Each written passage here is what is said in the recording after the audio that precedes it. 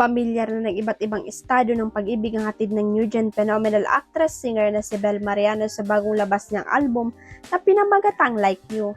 Naglalaman ang latest star pop release ng 8 kanta na tungkol sa pagkahulog sa pag-ibig, pagiging heartbroken, paghilom at pagkakaroon ng bagong pag-asa.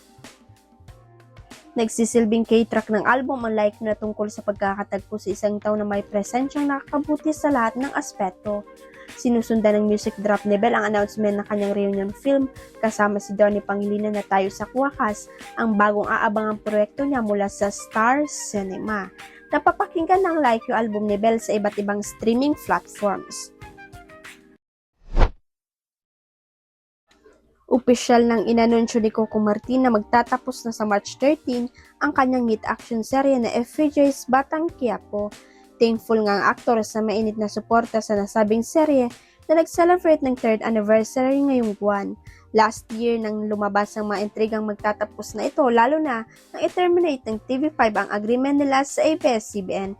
Pero paglilinaw ni Coco, wala naman daw sinabi ang management sa kanila na tatapusin na ang serye. Kami naman bilang mga manggagawa, bilang mga empleyado, naghihintay lang kami na kausapin kami ng management kung anong desisyon. Wala namang sinasabi sa amin na tatapusin ang Batang Quiapo. Pagbabahagi ni Coco nang makapanayam siya. Pero naramdaman daw niya na lahat ng posibleng gawin sa karakter ni Tanggol ay nagawa na kaya nagdesisyon na silang tapusin na ang serye. Nung ginalaw ko na yung kwento, ginalaw ko na yung mga karakter, naramdaman ko parang hanggang dito na lang yung takbo ng buhay ni Tanggol sa Quiapo.